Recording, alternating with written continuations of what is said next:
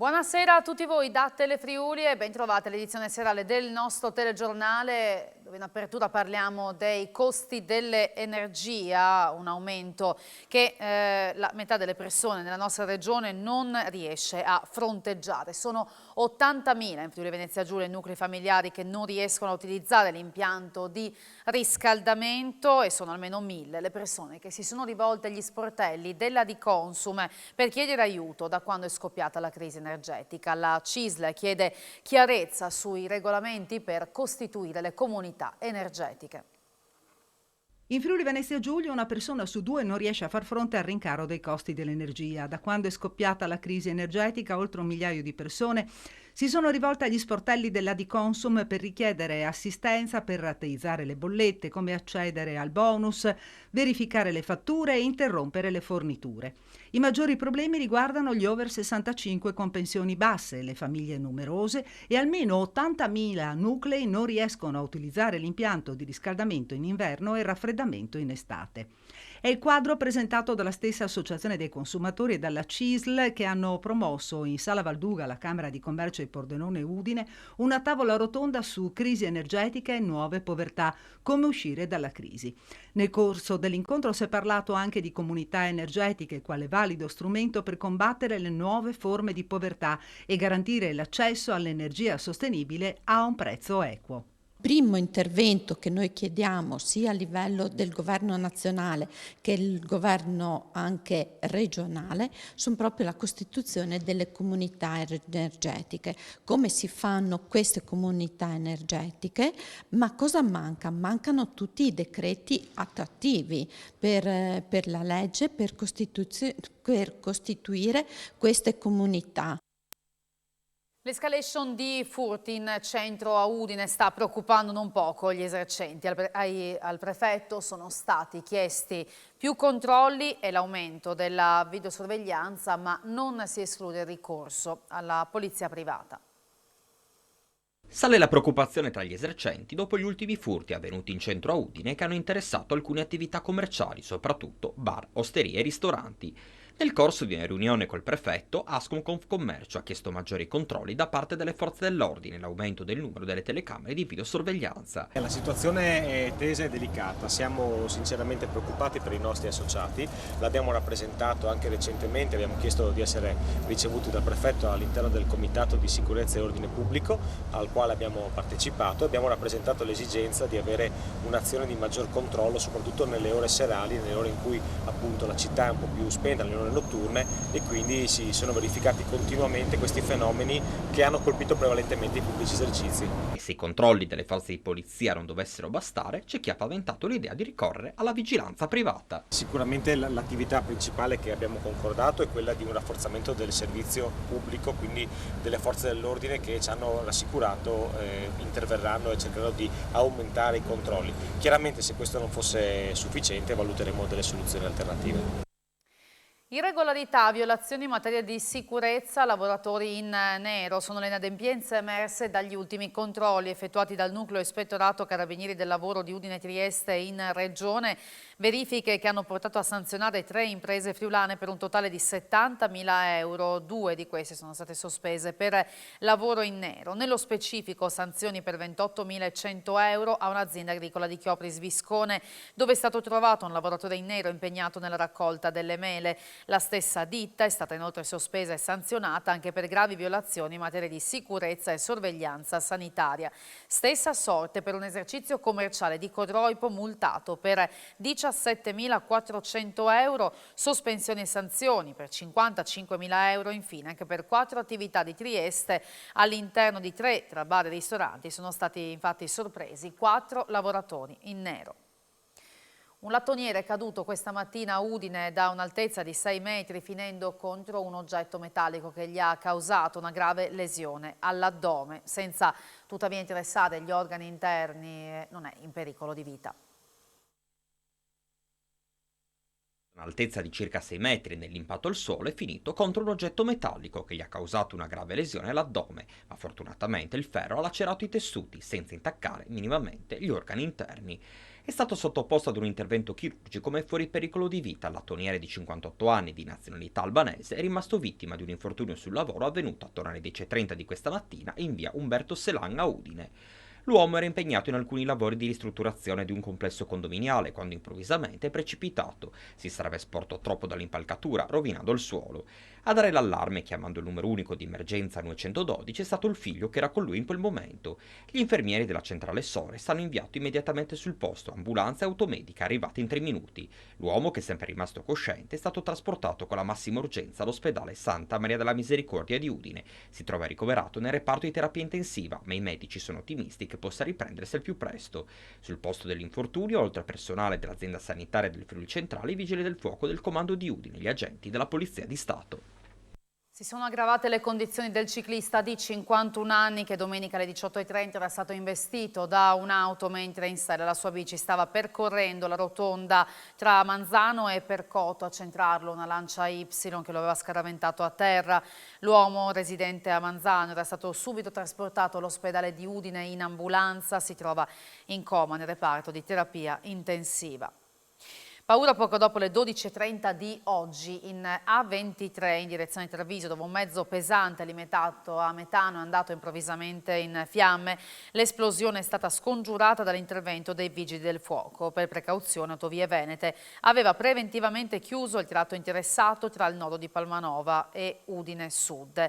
L'autoarticolato è stato distrutto dalle fiamme divampate dal motore, poi estese al cassone del rimorchio e al carico di generi alimentari. Fortunatamente nessun ferito, l'incendio non ha coinvolto altri mezzi. L'autotrasportatore, appena notato il fumo, ha parcheggiato il mezzo in una piazzola di sosta. Ad agevolare l'operazione anche le fiamme gialle e i carabinieri che per pura coincidenza seguivano il camion lungo la tratta a bordo dei loro mezzi. I militari hanno bloccato il traffico e liberato la corsia d'emergenza per consentire l'arrivo dei pompieri e di 4 autobotti e anche delle pattuglie della polizia stradale. Il tratto è rimasto chiuso fino alle 16 con importanti conseguenze sul traffico. I pompieri hanno infatti lavorato a lungo per mettere in sicurezza il mezzo andato a fuoco sulla carreggiata. E sull'autostrada A4 ieri un camionista è stato trovato alla guida dopo aver assunto sostanze stupefacenti. L'allarme da alcuni conducenti che viaggiavano tra Villesse e Palmanova e che hanno notato un mezzo pesante andare a sbattere contro alcuni manufatti autostradali e allontanarsi incurante. Sul posto la Polstrada che ha fermato il conducente visto procedere a zig-zag in prossimità della prima piazzola utile e il conducente è risultato positivo all'assunzione di sostanze stupefacenti anche dai successivi accertamenti condotti in ospedale. Per guida in stato di alterazione psicofisica l'uomo è stato segnalato all'autorità giudiziaria e rischia ora un arresto da 6 mesi a 1 anno e un'ammenda da 1.500 euro a 6.000 euro, oltre a 10 punti in patente, sospesa per almeno 12 mesi. Una giovane coppia di Lignano ha rischiato la vita nell'attentato di Istanbul che ha causato 6 morti, un'ottantina di feriti. I 2 friulani al momento dell'esplosione si trovavano a 200 metri dal luogo della tragedia, si sono messi in salvo e sono tornati a casa in anticipo.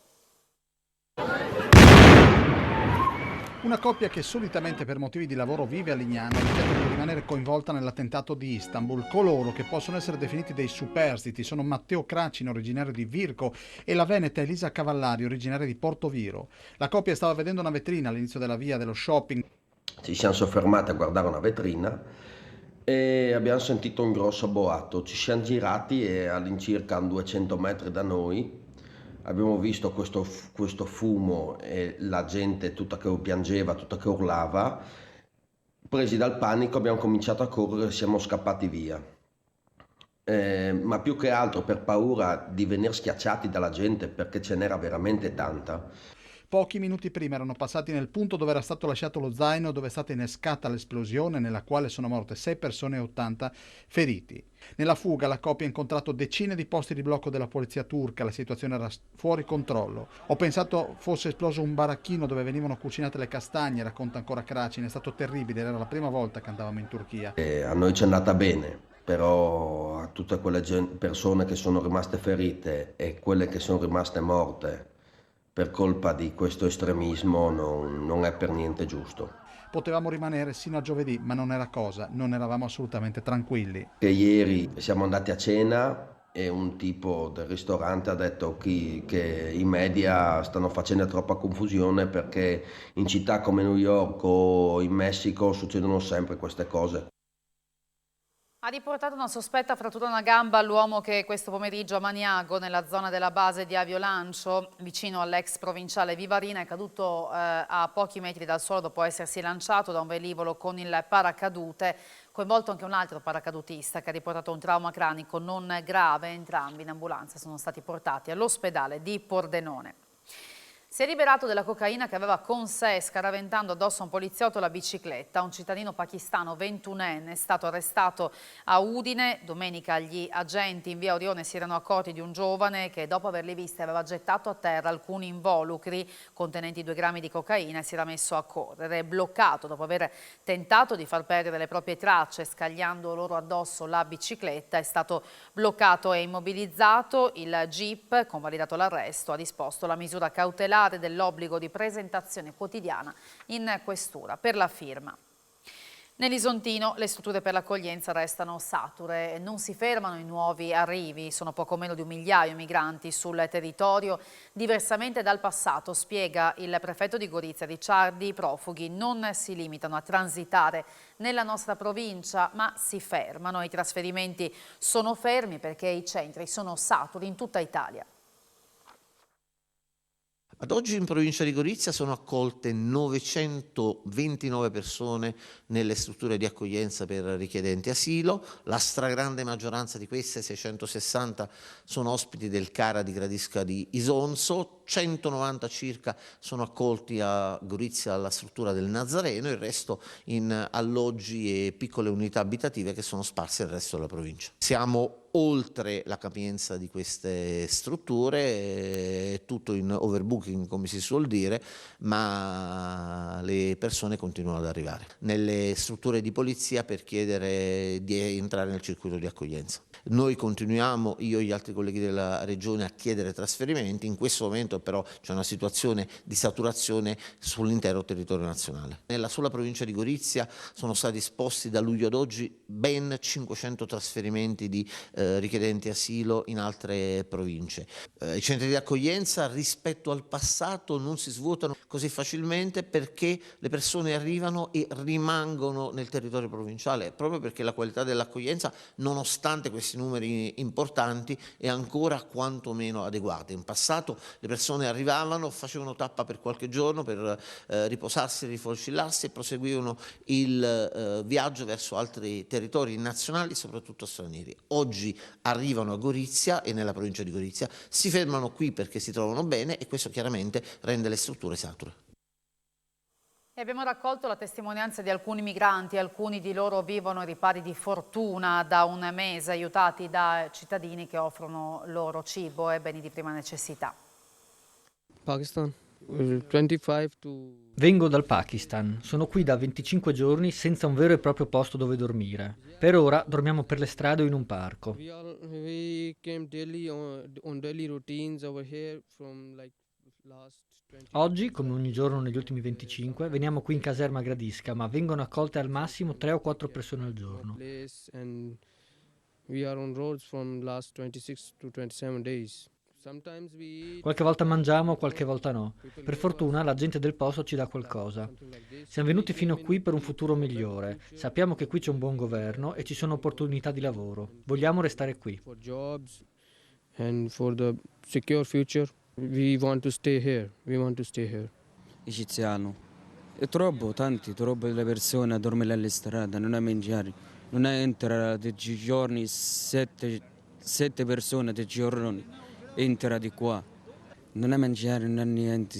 E stanotte dalla strada, del bar di qua. Lo ha detto la questura questa mattina, vai via. Non è entra oggi. Pakistan, since 2 months ago. We have an appointment, but Sono pakistano, sono qui da 2 mesi. Vivo in un appartamento ma non ci hanno dato nessuna risposta sull'asilo politico. E allora aspettiamo qui, in attesa di un posto dove andare, e restiamo qui in giro. So we go here and there since 2 months ago. È dall'Europa che deve arrivare una risposta sul tema migranti, a dirlo il Presidente della Regione Fedriga, che evidenzia la necessità di riattivare le riammissioni in Slovenia. Serve un'alleanza tra i paesi europei per andare a limitare e fermare l'immigrazione illegale, sia dal punto di vista ovviamente della rotta mediterranea, ma soprattutto, visto i numeri, come giustamente ricordava, per quella via terra che passa attraverso la rotta balcanica. E poi è necessario anche con i paesi extra UE che fanno parte di quella rotta avere degli interventi e degli accordi che vadano a limitare, perché non penso esista una soluzione unica che possa risolvere tutti i problemi. Penso che bisognerà mettere in campo un insieme di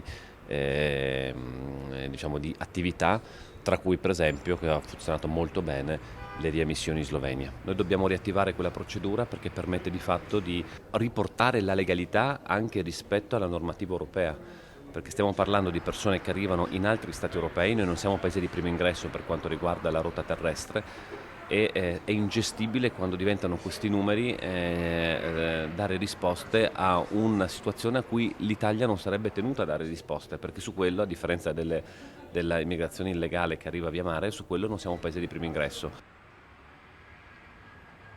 È stato siglato in prefettura a Pordenone un protocollo nell'ambito del progetto Scuole Sicure che prevede finanziamenti statali per 100.000 euro a favore di 7 comuni del Friuli occidentale, con l'obiettivo di potenziare i controlli all'esterno dei plessi scolastici. Acquisto di droni e telecamere per la videosorveglianza, ma anche possibilità di arruolare unità cinofile e pagare gli straordinari alla polizia locale. Sono queste alcune misure presentate da 7 comuni del Friuli occidentale nell'ambito di Scuole Sicure, progetti coordinati dalla prefettura e che riguardano i comuni di Sacile, Azzano X, Cordenons, San Vito al Tagliamento, Spilimbergo, Porcia e Fontana Fredda, che otterranno finanziamenti statali per circa 100.000 euro. Oggi la firma dei protocolli alla presenza dei rappresentanti delle forze dell'ordine. Diciamo che il coordinamento della prefettura sta nel cercare di individuare una pianificazione omogenea dell'attività di prevenzione. Per quanto riguarda la ripartizione dei fondi è già avvenuta da parte del nostro Ministero, che è molto sensibile al tema della sicurezza partecipata, della sicurezza integrata tra comunità locali e organi dello Stato. E il fine di questa attività è quella di migliorare le spese di investimento con installazione di telecamere, la spesa corrente con controlli coordinati fra forze di polizia dello Stato e forze di polizia locali e con spese di formazione per migliorare sempre la cultura della sicurezza dei nostri ragazzi. Sono in aumento in regione gli episodi di bullismo tra gli adolescenti, specialmente tra le ragazzine.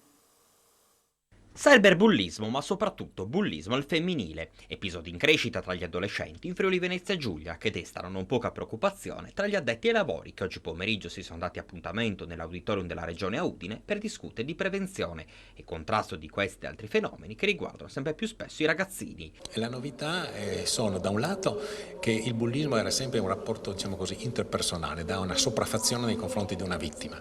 Adesso noi vediamo che è questione di gruppi, quelli che i media chiamano le baby gang. Secondo, che questa sopraffazione non è solamente verbale o violenta, fra virgolette, ma è proprio una violenza fisica a volte esasperata. Addirittura che può essere anche una violenza di sangue. E forse, qualcuno lo dice, e dobbiamo approfondirla, è anche espressione, come dire, causata, diciamo, dall'uscire dal lockdown. L'ulteriore novità è quella che abbiamo un bullismo al femminile, che non avevamo abituato. Non solo ma bullismo femminile e anche di gruppo. Situazioni complesse che vengono monitorate costantemente nel web dalla polizia postale e dalle telecomunicazioni. Ma è possibile fermare internet? Ormai nessuno di noi e in primis i ragazzi possono rinunciare ad essere presenti online, ad informarsi, a divertirsi.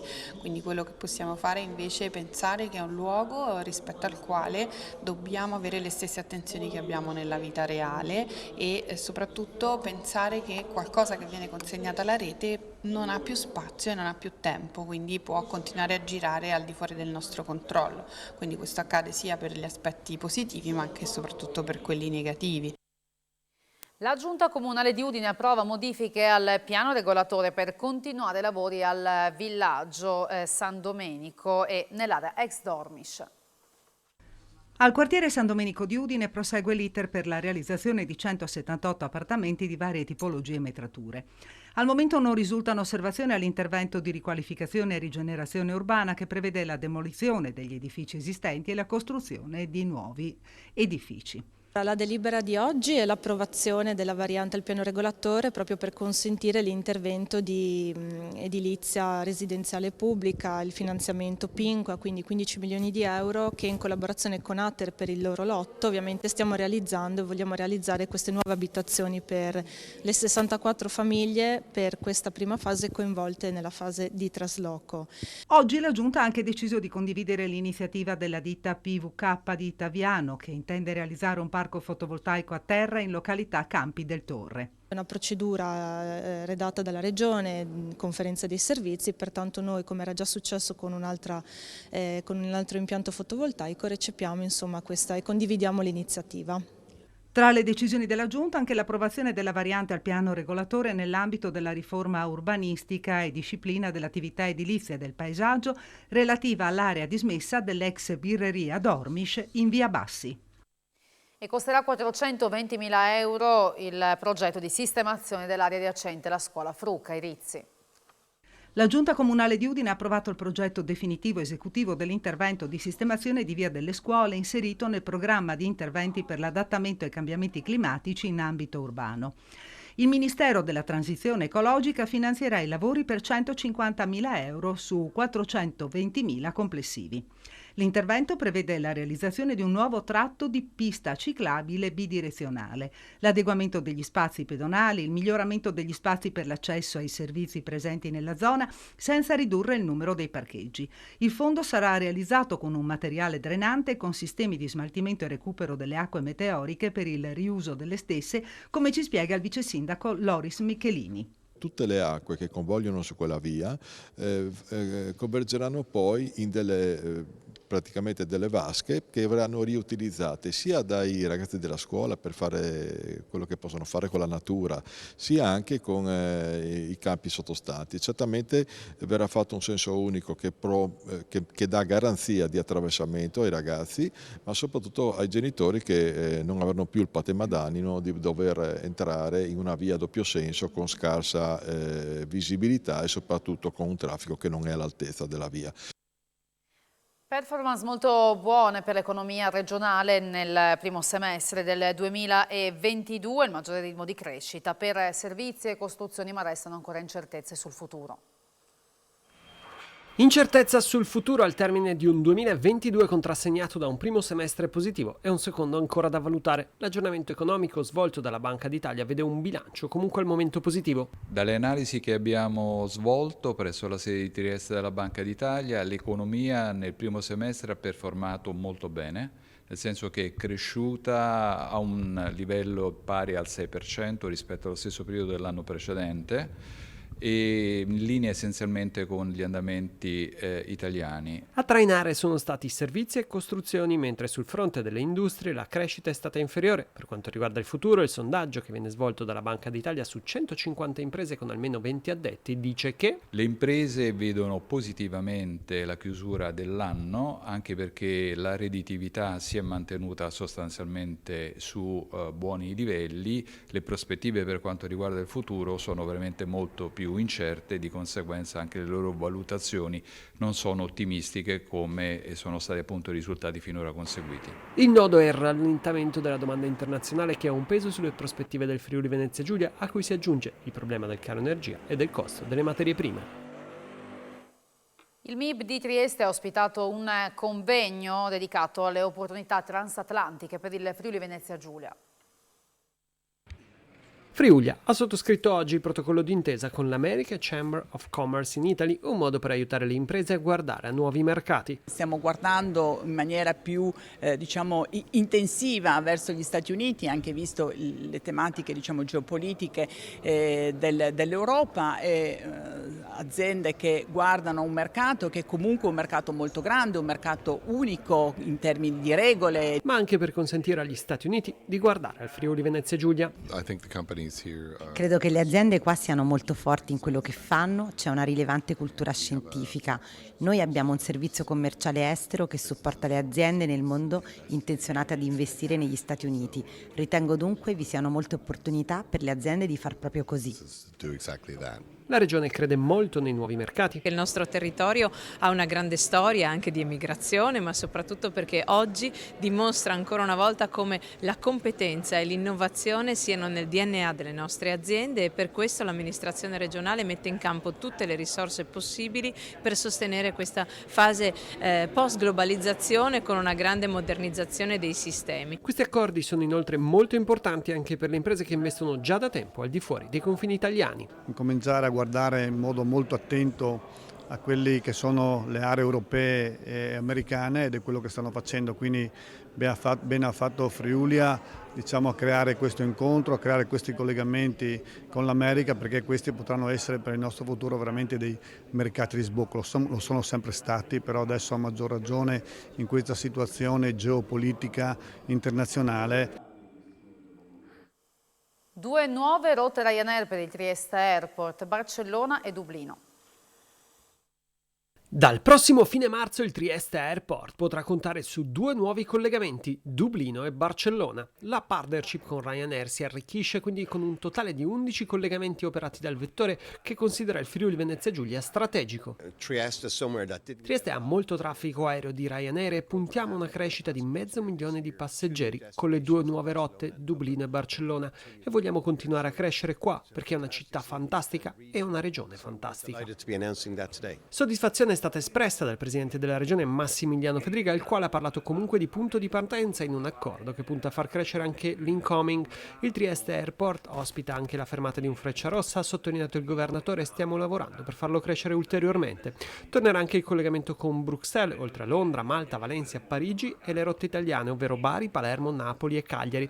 L'aeroporto intanto sta puntando ad arrivare a raggiungere il 90% dei passeggeri record del 2019. L'estate è andata molto bene in tutti gli aeroporti italiani, che hanno anche goduto di un flusso domestico forte, anche il mercato internazionale si è ripreso bene.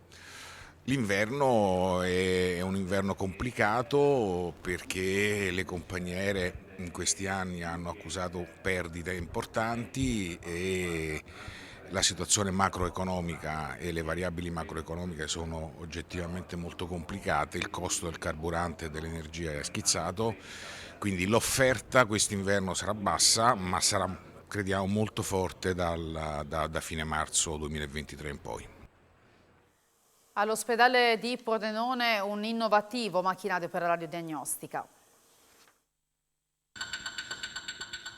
C'è un'arma in più nell'offerta diagnostica radiologica dell'ospedale Santa Maria degli Angeli di Pordenone, grazie alla recente acquisizione di un innovativo macchinario. Lo Scout, presentato oggi, ha un valore di 20.000 euro e Pordenone è tra le prime strutture pubbliche in Italia ad averne uno.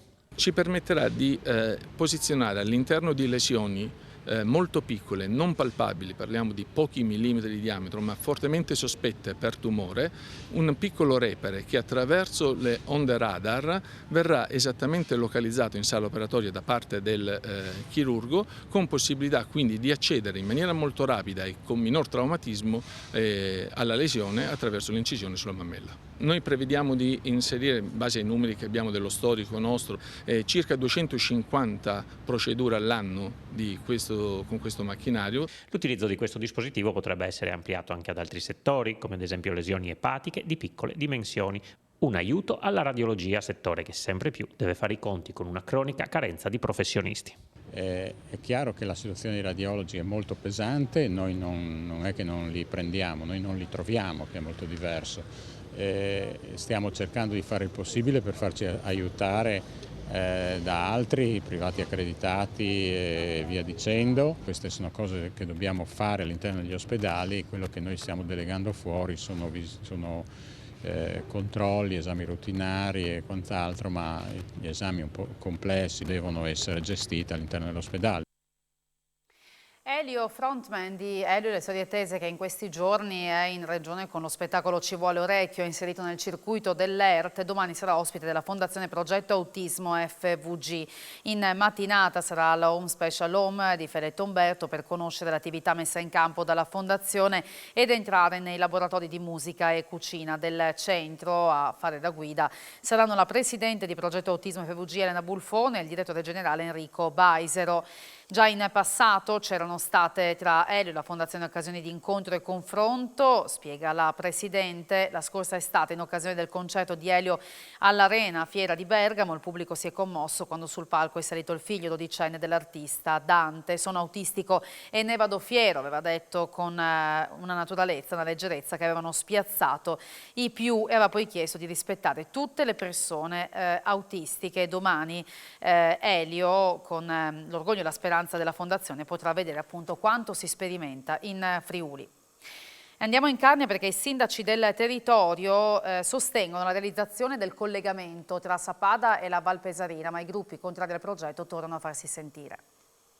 La comunità di montagna della Carnia si impegna a garantire la realizzazione della strada per collegare la Val Pesarina a Sappada, inclusa la tratta Tuglia-Chiampizzulon. È la conclusione di un confronto tra l'ente intermedio e i sindaci dei comuni di Ovaro, Prato Carnico, Rigolato, Forni Avoltri e Sappada.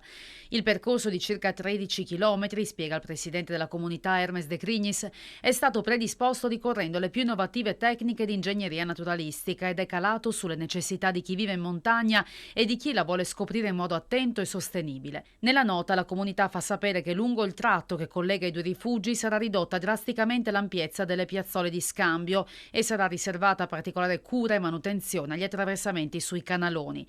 La larghezza massima del percorso sarà di 3,5 metri con pendenza inferiore al 10% per renderlo più accessibile e contribuire allo sviluppo delle due valli. La strada permetterà poi di raggiungere gli acquedotti di Sappada e la pista forestale garantirà rapidità di intervento in caso di emergenze. Dura la reazione del CAI, del gruppo Salviamo i Sentieri e di Lega Ambiente. Si tratta di una vera e propria presa in giro, dice a nome dei tre l'avvocato Barbara Puschiasis, visto che la comunità di montagna non ha mantenuto fede alla promessa di coinvolgere il gruppo Salviamo i Sentieri CAI 227-228, che conta oltre 400 partecipanti, nonché il CAI, che ha in gestione il sentiero che verrebbe definitivamente cancellato. Prendiamo atto di come le strade in montagna cadono a pezzi, ma anziché curare il patrimonio esistente si pensa a devastare aree naturali incontaminate in pregiudizio della sicurezza e dei conti pubblici. Confidiamo comunque che il confronto possa riprendere giungendo a una soluzione condivisa, concludono. Tra poco lo sport con le novità per quanto riguarda l'Udinese, bianconeri ora in vacanza, ma a breve si riparte. Grazie per aver seguito il nostro telegiornale, buona serata, arrivederci.